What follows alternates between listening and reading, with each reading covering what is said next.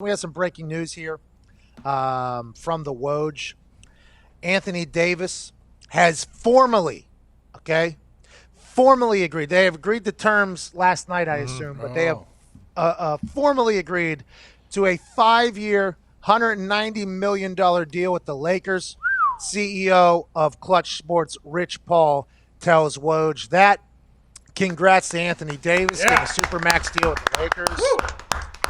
This obviously comes 1 day or 2 days after LeBron James signed a 2-year, $85 million deal. He'll be getting paid $42.5 million as a 39-year-old man playing in the NBA, and it seems as if he's nowhere near slowing down. Bron and AD became a hell of a tag team. Nobody knew how it was going to work because anytime you have LeBron on a squad with another superstar, it's going to be LeBron's team.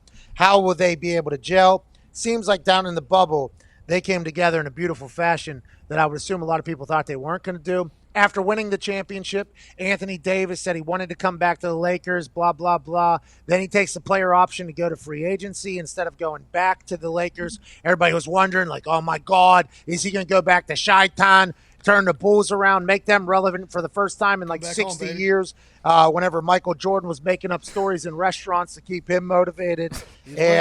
Now we know he did that so he could sign a damn near $200 million deal. Congrats to Anthony Davis. Congrats to the Lakers, who not only added the Sixth Man of the Year last year, the runner-up for the Sixth Man of the Year. They brought in Trez from the Clippers. They have Anthony Davis, LeBron James still locked in. Seems like the Lakers, with Vogel still on the bench, are at the top of the mountain and will be for some time. And LeBron James is just house and wine talking about it. Also, the NBA, I think they had a 9% positive COVID rate as they returned back to training camp.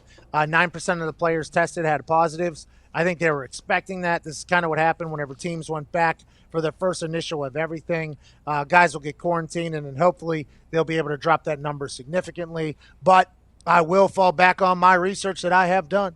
And I am not a doctor, I am not a scientist, and I have not run the numbers exclusively. But I do believe athletes have survived about 100% of the time that they have been deemed positive for COVID. Doesn't mean that that number could change. I'm just saying numbers are saying that the 9% of NBA players that tested positive coming back to the NBA probably going to survive, which is good news for everybody. Yeah, it's great news. Also, the Rockets and the Washington Wizards have a massive trade that happened yesterday. John Wall and Russell Westbrook are exchanged alongside a 1 overall in the 2023 draft to change. This is interesting to me. This is very interesting. Last night I was listening to Woj talk to Scott Van Pelt, and he was basically selling that Russell wanted to go play with Bees. Brad Beal. Brad Beal, Bees. In my head, I saw two Bees. The Bees. He wanted to play again with Brad Beal. And it's like, well, didn't he just want to play again with James Harden? Like, this is an interesting thing here, and James Harden doesn't want to be there. So John Wall's going, I mean, the drama around the NBA is a lot better. Like the contract signing for $190 million and for $85 million, and the trades and the drama around the NBA, much like the MLB, is a lot better, I think, in a lot of people's eyes than the actual games, even though I'll watch the shit out of NBA highlights because I like watching freak athletes do freak athletic things. But that one's very interesting. Whenever it finally gets out about what happened behind closed doors, both in Oklahoma with Russell Westbrook and in Houston with Russell Westbrook, and now with inevitably happens in Washington with Russell Westbrook and James Harden in Houston and John Wall now being involved, that's the stuff I can't wait to hear about. It's being reported that James Harden preferred to play this season with John Wall instead of Russell Westbrook.